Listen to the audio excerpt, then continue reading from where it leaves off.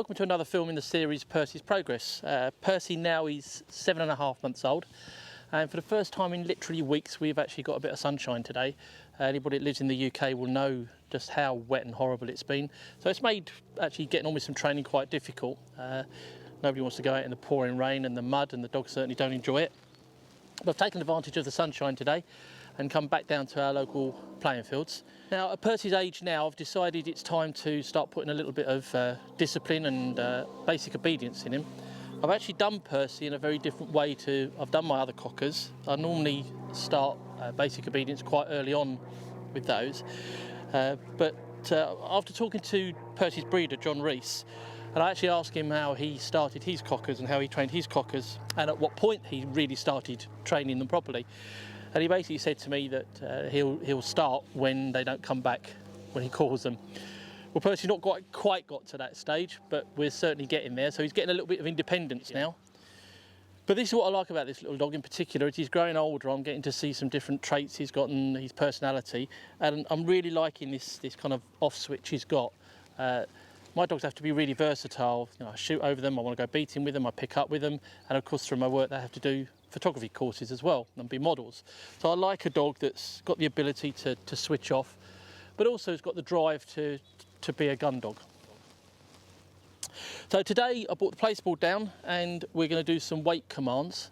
Now, we've been doing a little bit of this with Percy indoors actually. Before we let him out of his crate, we tell him to wait. So he's learnt now to wait until we open the door. That's manners basically. And also when I get him out of the dog box in the truck, again he has to wait. I don't like seeing dogs piling out the back of cars, and obviously that can lead to all sorts of problems, especially on a shoot day when you've got a lot of dogs and vehicles milling about. So it's about discipline really. We've obviously started him off in the placeboard in the back garden, but I also think it's important to change locations. And what you're doing basically, you're proving your training. If they'll sit and stay on the placeboard in a garden, then at some time you've got to take him out of that and put him in a different environment. It's more tempting here. We're on a playing field, there's birds flying around, there's cars going past, so there's a lot of distractions for him. So basically I use a simple wait command. I know people that use stay and wait. They use stay to the dog if they're not going to go back to the dog, and they tell it to wait if they're going to go back to the dog. But I keep it quite simple as a simple wait. When I first started Percy with his weights on the placeboard, I kept him on the lead. It gave me some kind of control of him if he did decide to bolt in the early days. You'll probably notice he keeps looking around him. The local dog walker's just turned up, and there's a lot of dogs barking down the far field, and it's a little bit distracting for him. But you know, I'm going to take advantage of this actually. It might make this video a little bit harder to make, but I'm going to take a bit advantage of it because they've got to get used to the distractions. There's actually a lot of crows landing as well. You see, he's just seen one now. So I need to try and get him to concentrate. Percy, Percy, wait, good boy. So to start with, I would walk around, just keep hold of the lead. I like to move quite quickly. There's a crow just going off. Wait, good boy. I like to move quite quickly rather than do everything quite slowly. In the shooting environment, obviously people are moving quite quickly, nobody's kind of creeping around. But also, if you start off quickly, it's something the dog gets used to, that movement. So my next stage was, I drop the lead down, wait. He still thinks he's on the lead, which he is, but he's not attached to me now.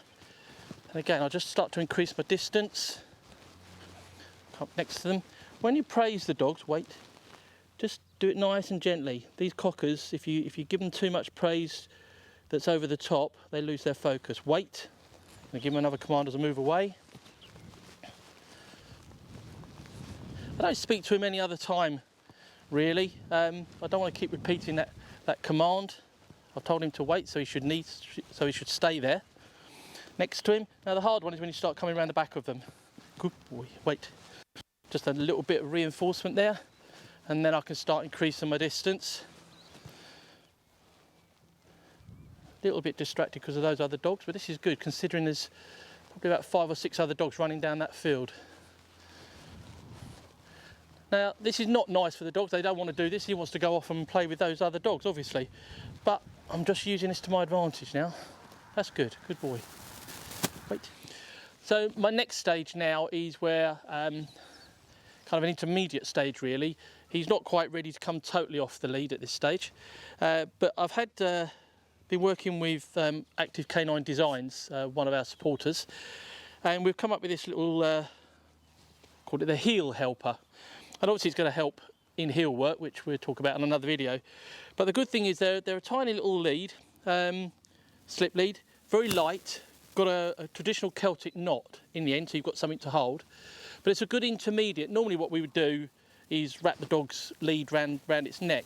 But of course that can come unravelled if they go off and run off. But this is nice and light, and it's just something in between. Wait. So probably see that there, nice and small. You've got your knot to hold it. So again, that dog now will still think he's on the lead, but it's nice and short. Wait. Wait.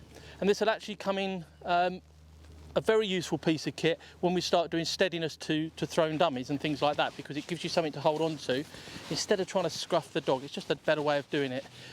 Wait. So again, no, wait. The other thing I'll find out, he's a soft little dog, this one, and I've got to be a bit careful, not to quite often when I go and pet him, he wants to roll over on his back. I don't really want him to get into a bit of a habit. But look, nice and relaxed there on that board. Wait. So you've got dogs running down the other side. Wait, come around the back of him again. Oh, he looks like he wants to get to sleep, actually. I'm happy with that, good. Wait. Good boy, good lad, good lad. Wait. And obviously what I should do is over the coming weeks, I'll extend my distance, I'll extend the time he's on the board. And then bit by bit by bit, I'll start to take him off the board. Once this is ingrained, he knows what the wait command means, I'll start to sit him on the grass and away from the board. And this is the transition off the board, which is relatively easy. I'm really happy with that. Good lad. He's obviously really relaxed on that board. It's a nice place to be, which I said right in the very first part of the video. He's just comfortable on that. I'm very impressed with these other dogs running around that he's quite happy now to stay there. Wait. The other thing I will do is when I take a lead off, I'll tell them to wait. Some people like the dogs to charge off straight away as soon as they take the leads off. Put them back on. They'll never let you double guess you. Keep them guessing all the time. Good boy, wait. The other thing I've been working on is Percy's delivery. You may remember back a couple of videos ago, I was having real difficulty getting him to bring back a retrieve to me. He was running around me and basically just being a bit of a fool, really. I put that down to a bit of puppiness. Probably saw in the following video there, I worked on it, and we're probably to the point now where we're 99% certain I'm going to get a good retrieve back. At the time I was encouraging him to jump up at me, which is fine, but obviously, especially with the weather it's been, you end up getting covered in mud, and that's not always the best thing. I will go back to that every now and again if I just need to give him a little bit more encouragement. But I've actually been working on getting him to give me a sit-in delivery. Been using tennis balls again, and initially he was throwing his head around quite a lot, just again being a bit of a fool with it. But I worked at it, didn't rush to take the ball off of him, stroked his chest, stroked his head, stroked his neck, and we're getting it far better now. It's not 100% by far, and I'm not going to make a big deal out of it. If he wants to come back and jump up at me and deliver, that's fine. But I just want to try and work on this and see if we can develop a nice sitting delivery. So basically what I've been doing with this is giving him short little retrieves, so he's not getting any speed up, not getting any excitement up.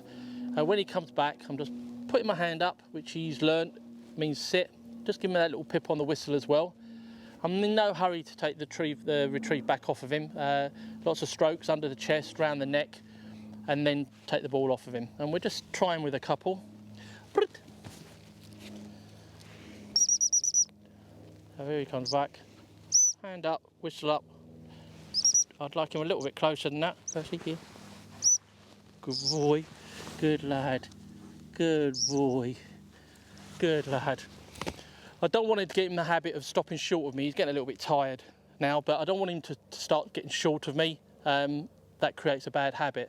So if they do that, I just want to call him in, get him back here where I want him, and then I can take the retriever off him. I'm just going to try one more, and I think that's going to probably do him then.